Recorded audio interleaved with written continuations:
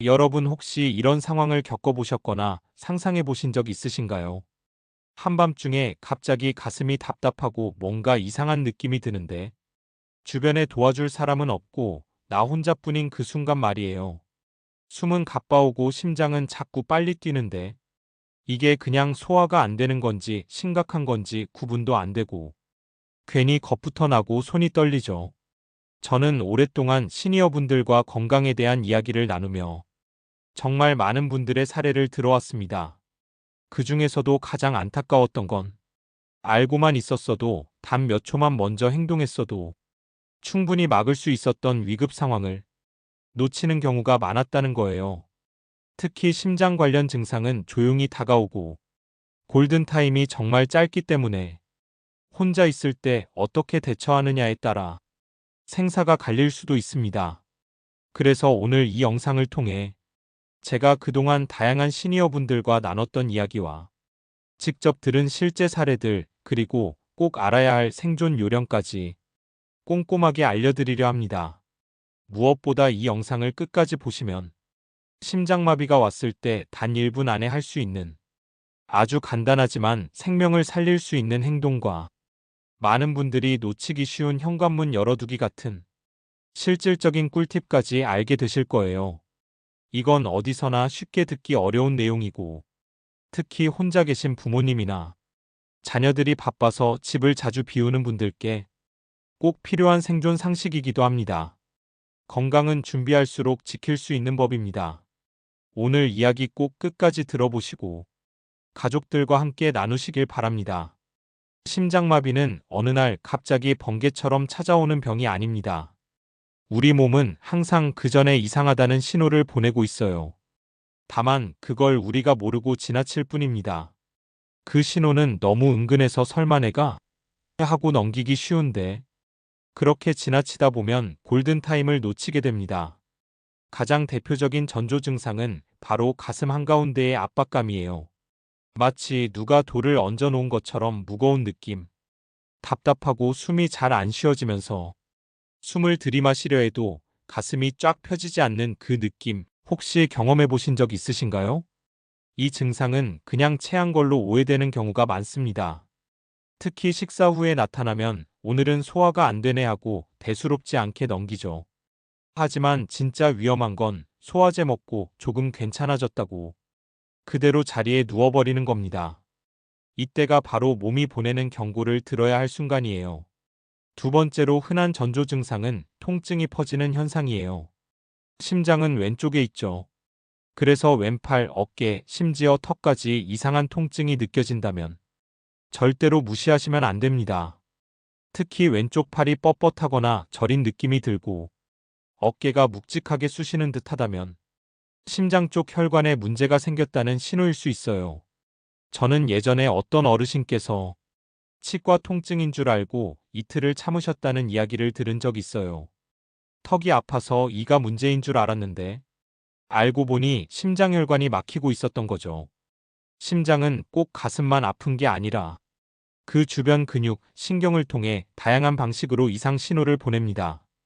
세 번째 전조 증상은 아주 흔하지만 사람들이 잘 연결 짓지 못하는 극심한 피로감입니다. 하루 종일 아무것도 하지 않았는데도 몸이 쑤시고 지치고 심지어 계단 몇 개만 올라가도 숨이 차고 힘든 느낌. 이건 단순한 나이 탓이 아닐 수 있어요. 심장이 제 기능을 하지 못하고 있다는 경고일 수 있습니다. 네 번째는 식은땀이에요. 더운 날도 아닌데 이마나 등에 땀이 나고 기분이 묘하게 불안하고 불쾌한 느낌이 들 때 이게 바로 심장 문제의 전형적인 증상 중 하나입니다. 이상하게 메스껍고 머리가 어지럽기도 하죠. 마치 저혈당처럼 느껴질 수 있는데 이 역시 심장이 보내는 위험 신호일 수 있어요. 마지막으로 다섯 번째, 가만히 있어도 숨이 차는 느낌이 계속 든다면 꼭 주의하셔야 합니다. 언덕을 오르거나 계단을 올랐을 때처럼 가슴이 벌렁거리며 숨을 헐떡이게 된다면 이미 심장이 무리하고 있다는 뜻입니다. 이 증상은 특히 혼자 계신 분들에겐 더 위험해요. 조용히 혼자 있다가 이런 숨참이 찾아오면 어디에 연락할 시간조차 없이 급격히 상태가 악화될 수 있거든요. 이 5가지. 가슴 압박감, 왼팔이나 턱으로 퍼지는 통증, 이유 없는 극심한 피로, 식은땀, 어지러움, 메스꺼움, 그리고 숨참. 이 중 한 가지만 느껴져도 심장을 의심해야 하고 2~3가지가 겹친다면 지체 없이 바로 대처하셔야 합니다. 특히 60세 이상이신 분들, 고혈압이나 당뇨, 고지혈증 같은 만성 질환이 있으신 분들, 또는 흡연 경험이 있는 분들은 이런 증상이 나타났을 때 더욱 민감하게 받아들여야 해요. 내 몸이 보내는 신호는 누구보다 내가 먼저 알아차려야 합니다. 그리고 그 신호에 민감해져야 위기를 막을 수 있습니다. 혹시 지금 이 설명을 들으시면서 나도 며칠 전부터 왼쪽 어깨가 아팠는데 요즘 피곤한 게 그냥 그런 줄 알았는데 이런 생각이 드셨다면 지금이 바로 병원에서 검진을 받아볼 때입니다. 심장은 침묵 속에서 조용히 망가지는 장기입니다. 조금이라도 의심이 된다면 미루지 말고 확인해 보세요. 조기 발견이 가장 강력한 예방법이자 생존법입니다. 다음으로는 이런 전조 증상을 느꼈을 때 실제로 생존율을 높이는 6가지 행동법에 대해 하나씩 알려드릴게요. 이어서 6단계 생존법 안내에서 이어가겠습니다. 심장마비는 시간이 생명을 결정짓는 상황입니다. 보통 우리가 놀라고 당황하는 그 몇 분 사이에 심장은 빠르게 손상되고 혈액 공급이 중단되면 뇌와 전신 장기에까지 영향을 미치게 됩니다. 그렇기 때문에 어떻게 빨리 병원에 가느냐도 중요하지만 그 전에 어떻게 대응하느냐가 생존율을 크게 좌우합니다. 지금부터 알려드릴 이 6가지 행동법은 심장마비가 의심될 때 누구든지 혼자서 할 수 있는 아주 간단하지만 생명을 지킬 수 있는 행동들입니다. 첫 번째, 가장 먼저 해야 할 일은 하던 행동을 즉시 멈추고 앉거나 기대어 안정된 자세를 취하는 겁니다. 증상이 느껴졌는데도 설마 좀 더 지켜보자, 조금만 참으면 괜찮아지겠지 하며 그대로 일을 계속하거나 움직이는 분들이 정말 많아요.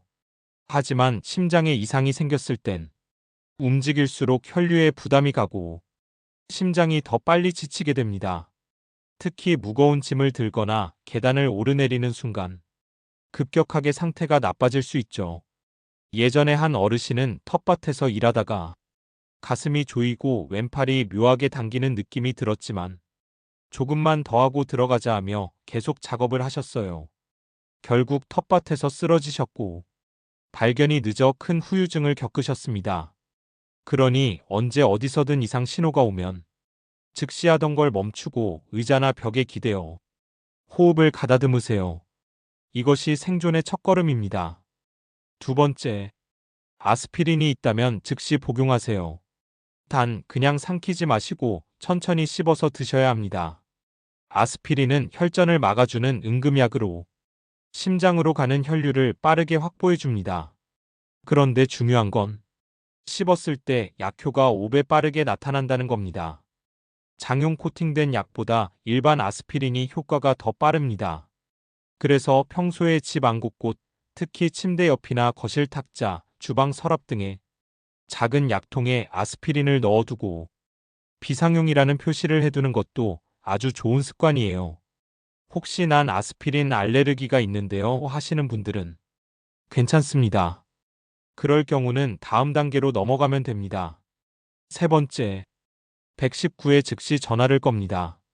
여기서 정말 중요한 건 전화를 걸고 단순히 아파요라고 말하는 것이 아니라 심장마비가 의심됩니다.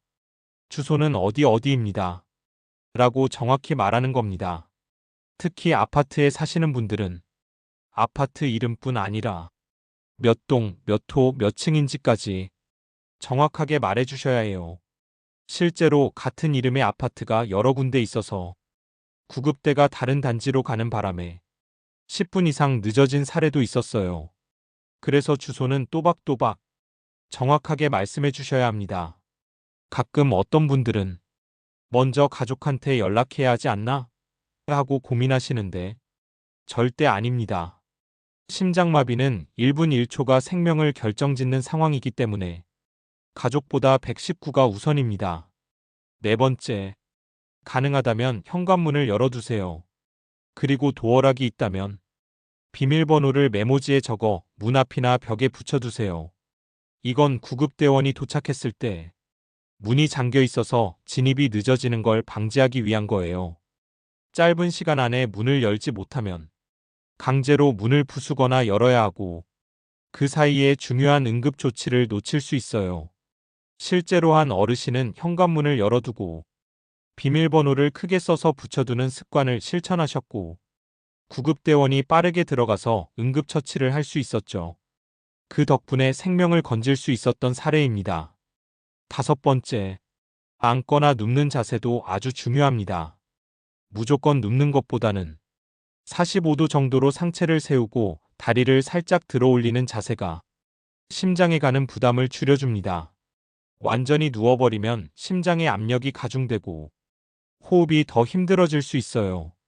그래서 소파나 침대 머리맡에 기대는 자세, 혹은 등 뒤에 쿠션을 대고 비스듬히 앉는 자세가 가장 좋습니다. 실제로 심장마비 환자 80%가 이런 자세를 취했을 때 통증이 줄어들었다는 연구 결과도 있어요. 심장이 더 이상 무리하지 않도록 자세를 안정되게 유지하는 것만으로도 골든타임을 확보할 수 있습니다. 여섯 번째, 가까운 가족이나 이웃에게 문자나 카톡으로 짧게 알리는 것도 매우 중요합니다. 그런데 여기서 주의할 점은 절대 긴 통화는 피해야 한다는 겁니다. 전화 통화는 에너지를 소모하게 하고 심장에 더 큰 부담을 줘서 상태를 더 나쁘게 만들 수 있어요. 그래서 짧은 문자 하나면 충분합니다. 예를 들어, 가슴 아파 119 불렀어. 문 열어놨어. 이 정도만 보내면 돼요. 실제로 문자 하나로 가족이 바로 대응해서 병원으로 오고 환자가 빠르게 조치를 받을 수 있었던 사례들도 있습니다. 이 6가지는 전혀 어렵지 않아요. 하지만 놀라고 당황하면 머릿속이 하얘지고 아무것도 생각나지 않죠. 그래서 지금 미리 기억해두고 가족들과도 한 번쯤 연습해보는 걸 꼭 권해드립니다. 그리고 가능하다면 이 6단계 행동법을 종이에 적어서 냉장고, 전화기 옆 현관문 안쪽 같은 곳에 붙여두시면 더 안전합니다. 심장마비는 단 몇 분의 차이로 삶과 죽음을 가릅니다. 이 6가지 행동만 빠르게 해도 생존 확률은 크게 올라갈 수 있습니다. 이제 다음으로는 이런 행동을 실제로 실천해서 생명을 지킨 분들의 사례를 자세히 들려드릴게요. 지금부터는 앞서 알려드린 6단계 행동법이 실제로 어떻게 사람들의 생명을 살렸는지 좀 더 생생하게 느끼실 수 있도록 제가 직접 들었던 실제 사례들을 바탕으로 조금 더 깊이 있는 이야기를 나눠보겠습니다. 첫 번째는 경북 구미에 사시는 74세 김순자 어르신 이야기입니다. 김 어르신은 평소 혈압이 조금 높은 편이었지만 딱히 특별한 증상은 없어서 약도 드시지 않고 지내셨습니다.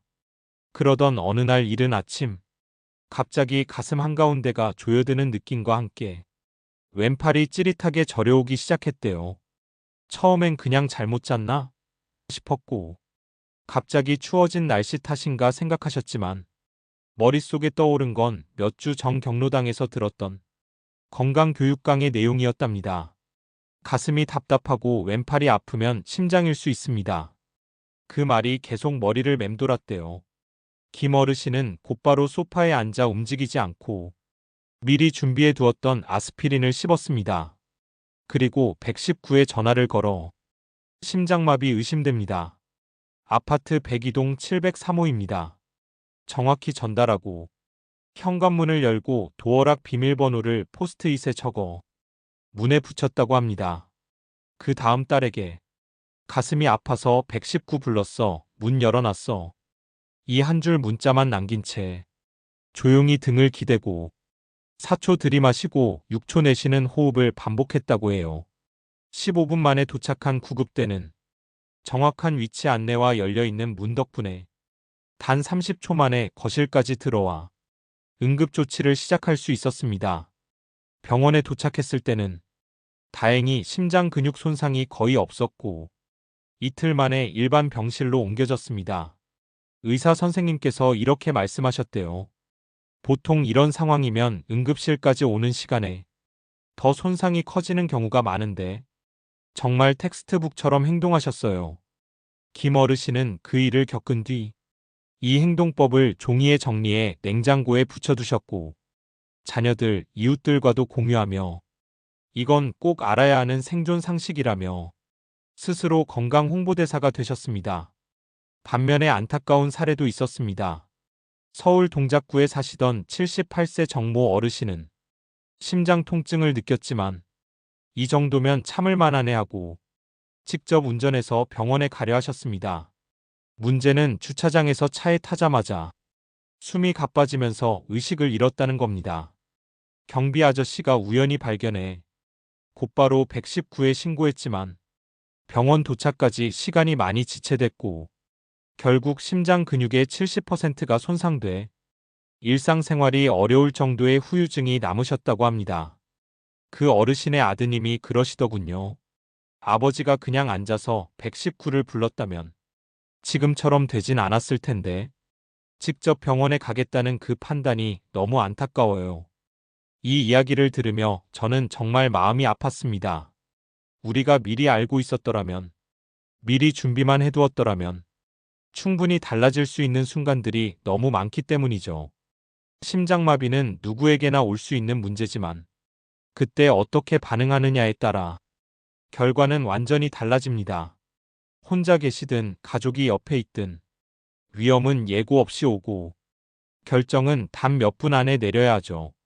이런 실전 사례들은 단순한 정보보다 더 큰 경각심을 주는 것 같아요. 그리고 우리가 알고 있는 행동법이 실제 사람들을 살리고 있다는 걸 몸소 보여주는 증거이기도 하죠.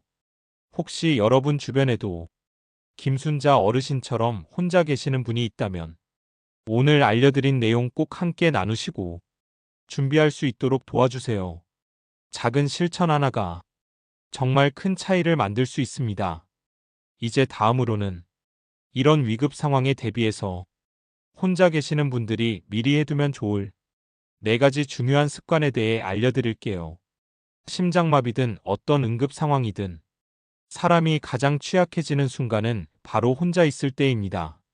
가족이 곁에 없다면 의지할 사람도 도와줄 손도 없기 때문에 그때는 오롯이 내가 나 자신을 지켜야 합니다. 특히 우리 시니어 세대는 혼자 사시는 분들이 점점 늘어나고 있고 자녀들도 바쁘다 보니 평소에 주말 아니면 얼굴 보기도 어려운 게 현실이죠. 그래서 저는 항상 말씀드립니다. 혼자 계실수록 더 꼼꼼히 준비하셔야 합니다. 응급 상황은 생각보다 갑자기 오고 나중에 해야지 하고 미루다가는 정말 중요한 골든타임을 놓치게 됩니다. 오늘은 제가 시니어분들께 꼭 권해드리는 4가지 생존 준비 습관을 알려드릴게요. 이건 병원에서 처방받는 약만큼이나 중요한 생활 속의 건강 도구라고 생각하시면 됩니다. 첫 번째, 문은 쉽게 열 수 있도록 준비하세요. 심장에 이상이 생겼을 때 119를 불러도 문이 잠겨 있으면 구급대가 들어오는데 시간이 걸립니다. 그 몇 분이 생사를 가를 수 있어요. 요즘은 디지털 도어락을 쓰는 집이 많은데 비밀번호를 가족도 모르는 경우가 있고 구급대가 도착해도 문을 강제로 열어야 하는 상황이 생기면 그 시간 동안 응급처치는 시작조차 못하게 됩니다. 그래서 꼭 현관문 근처에 비상시 도어락 비밀번호라고 적은 메모를 눈에 띄게 붙여두세요. 테이프로 문 옆 벽에 붙여두시거나 자석으로 도어에 붙여두면 좋습니다. 경기도 용인에 사시는 박영희 할머니는 현관문 옆에 봉투 하나를 붙여두셨다고 합니다. 응급 상황 시 열람이라고 쓰여 있었고 그 안에 비밀번호와 자녀 연락처가 적혀 있었대요. 실제로 쓰러지셨을 때 이웃이 그걸 보고 119를 불렀고 구급대가 바로 들어가 조치를 할 수 있었습니다. 두 번째, 휴대폰 단축번호와 긴급 SOS 기능을 설정해 두세요. 요즘 스마트폰에는 긴급 연락 기능이 있어요. 예를 들어 전원 버튼을 5번 누르면 지정된 연락처와 119에 자동으로 문자가 가는 기능입니다. 문자에는 긴급 상황입니다. 위치 공유합니다라는 내용이 자동으로 전송되죠. 하지만 이 기능을 설정해 두지 않으면 아무리 좋은 스마트폰을 갖고 있어도 무용지물이에요. 혼자 계실 때 손 떨리는 상태에서 전화번호 하나하나 누르기 힘들잖아요. 자녀 연락처, 가까운 이웃 번호, 그리고 119를 단축번호 13번에 넣어두시고 SOS 기능은 반드시 켜두세요.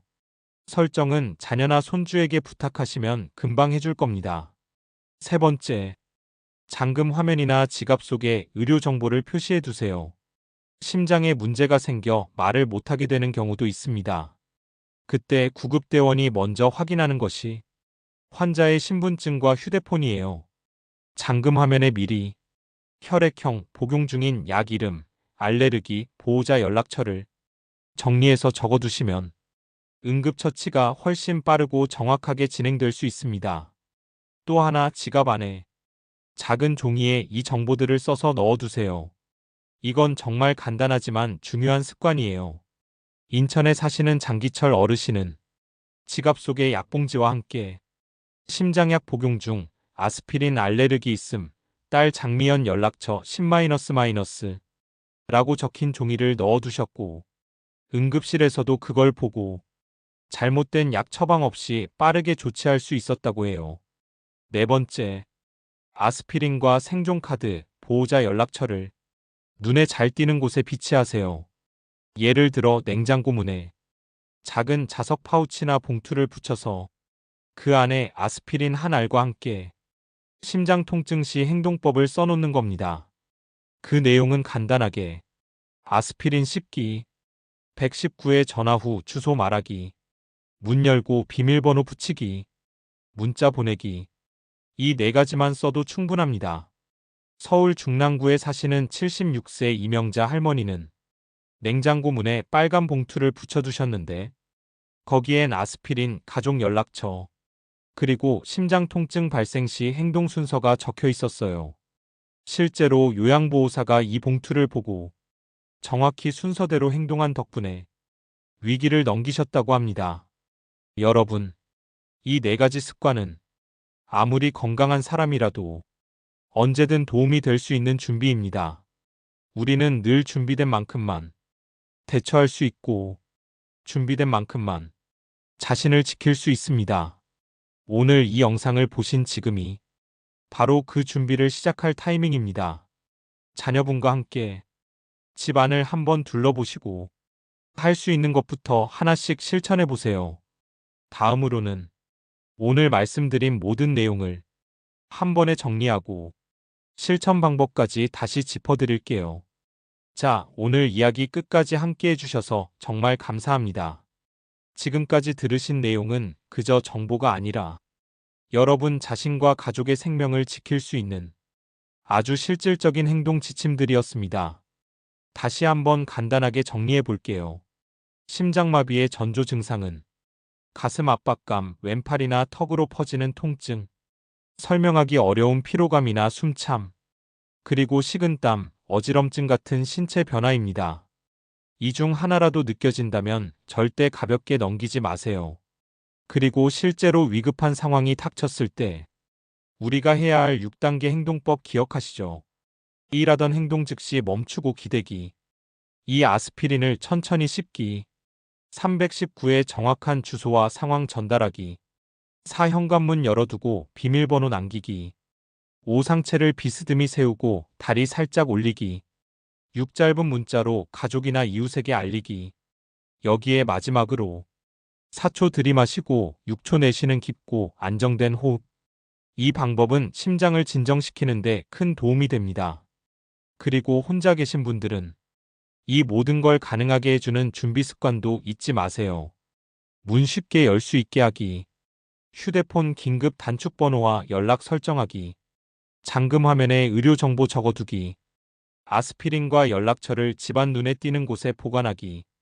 이렇게 하나하나 준비해두면 예상치 못한 순간에도 당황하지 않고 침착하게 생명을 지킬 수 있습니다. 여러분, 심장마비는 예고 없이 찾아오지만 준비된 사람은 충분히 살아남을 수 있습니다. 지금 이 영상을 보신 이 순간부터가 바로 준비의 시작입니다. 오늘 배운 내용을 종이에 적어 냉장고에 붙여두세요. 그리고 가족들과 함께 공유하세요. 자녀와도 한 번쯤 연습해 보시고 가족끼리 약속을 정해두세요. 위기 때는 어떻게 행동할 것인지. 그 작은 연습이 언젠가 여러분 또는 사랑하는 사람을 살릴 수 있습니다. 그리고 마지막으로 하나 더. 몸이 이상하다 싶으면 참지 말고 꼭 병원에서 검사를 받아보세요. 심장은 기다려주지 않거든요. 여러분의 건강한 삶을 진심으로 응원합니다. 하루 건강 습관과 함께 앞으로도 실천할 수 있는 건강 지식들 계속 나눌게요. 영상이 도움되셨다면 구독, 좋아요, 알림 설정까지 부탁드려요. 감사합니다.